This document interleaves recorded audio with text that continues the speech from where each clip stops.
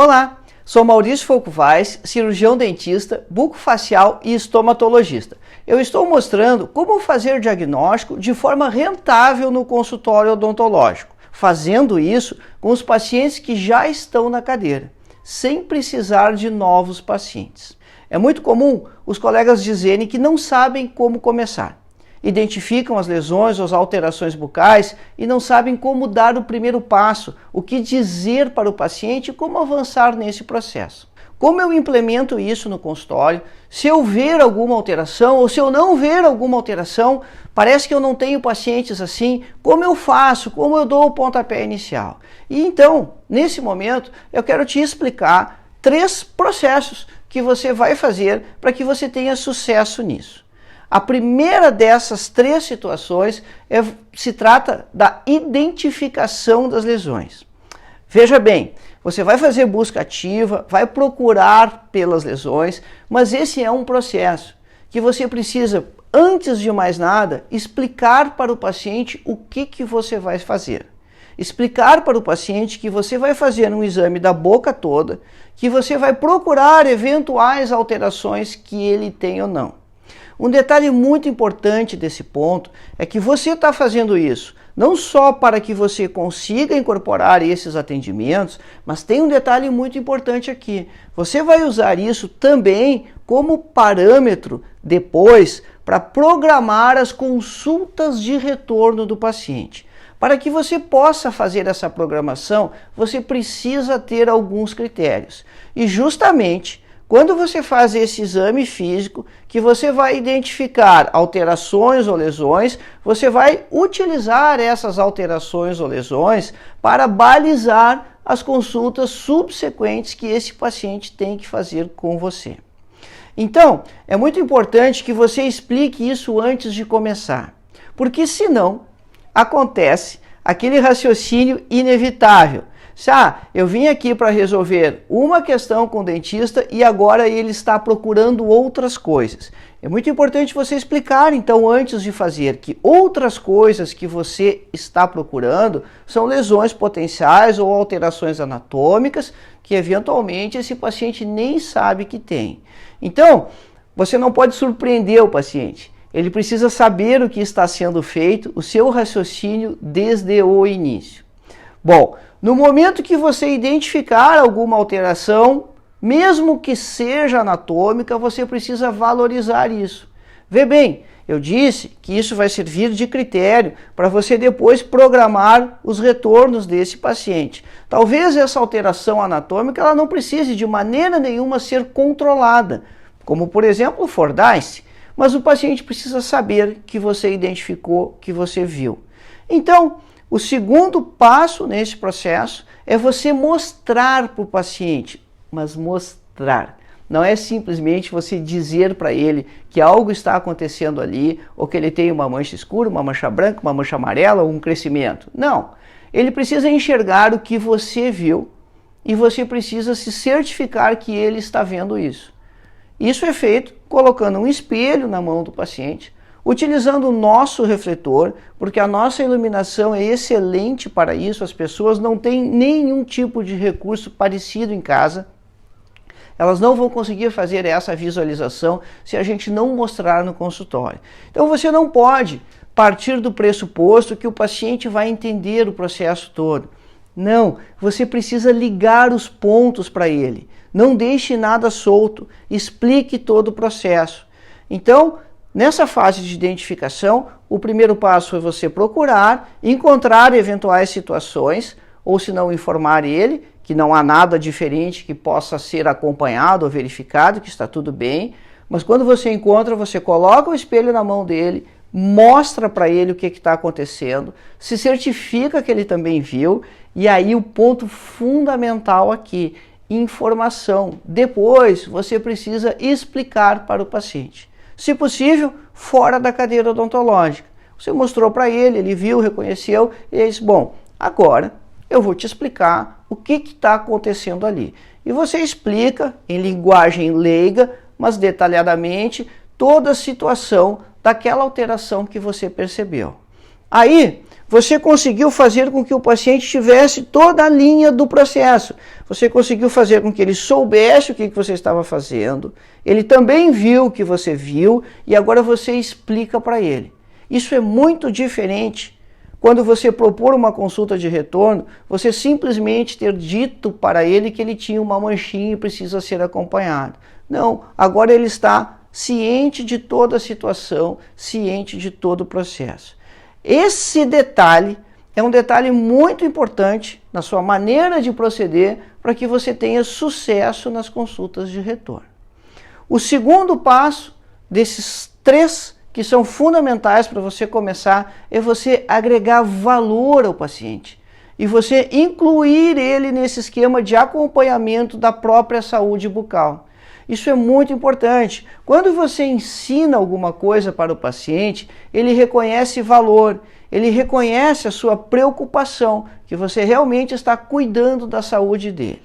E aí, existe algo muito simples, mas muito importante, que você pode ensinar para o seu paciente, que é ele fazer o autoexame bucal. Olha só, o autoexame serve para você incluir o paciente nesse esquema de acompanhamento. Mas é fundamental que você explique para o paciente que o autoexame não substitui os seus olhos, os olhos profissionais. Periodicamente, ele vai precisar consultar. O autoexame serve para que ele mesmo faça acompanhamento da sua condição bucal entre as consultas. As mulheres entendem isso com muita clareza. Elas sabem fazer o autoexame da mama, mas elas sabem que isso não substitui a mamografia, que periodicamente vai ser necessário fazer mamografias. Da mesma maneira, o paciente vai fazer o autoexame bucal, mas isso não vai servir para que ele não faça as consultas de retorno. Pelo contrário, se ele perceber alguma alteração, o que precisa acontecer é que ele antecipe a consulta de retorno. E isso também precisa ser dito e informado para o paciente. Como você vai ensinar o seu paciente a fazer o autoexame? Você vai instruir ele para que ele se posicione na frente de um espelho bem iluminado. Normalmente o espelho do banheiro serve para isso.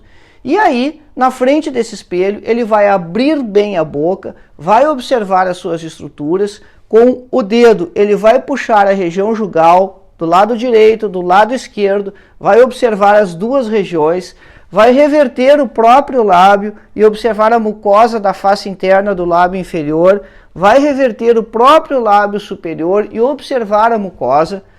Nesse mesmo momento, ele vai observar as gengivas. E aí, então, o próximo passo é ele colocar a língua para fora, observar as bordas da língua, o dorso da língua, colocar a língua para cima e observar o ventre lingual. Então, ele inclina a cabeça um pouco para trás e observa o palato duro e mole.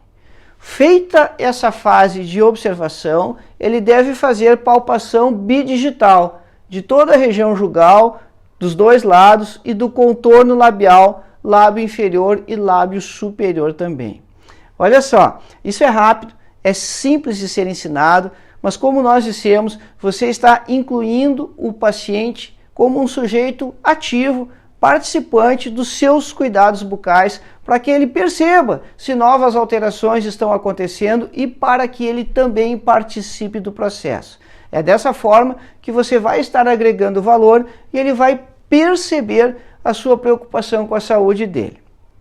O terceiro desses critérios, então, para você começar a fazer essa abordagem com o seu paciente, é você identificar fatores predisponentes para as doenças bucais. Por que esses fatores predisponentes são importantes? Primeiro, porque, novamente, você vai poder agregar muito valor ao paciente explicando esses fatores, explicando esquemas de prevenção, mas isso também vai servir, assim como o item 1, que era a identificação das lesões, para você determinar o período de retorno desse paciente. Talvez esse paciente possa retornar só uma vez por ano, mas talvez ele precise de retorno a cada 2 meses, a cada 3 meses. E o principal critério aqui é você observar alterações iniciais, que fazia parte então do item 1, mas você concluir ou determinar aqui se ele tem fatores predisponentes associados para que as lesões agravem ou surgem novas situações.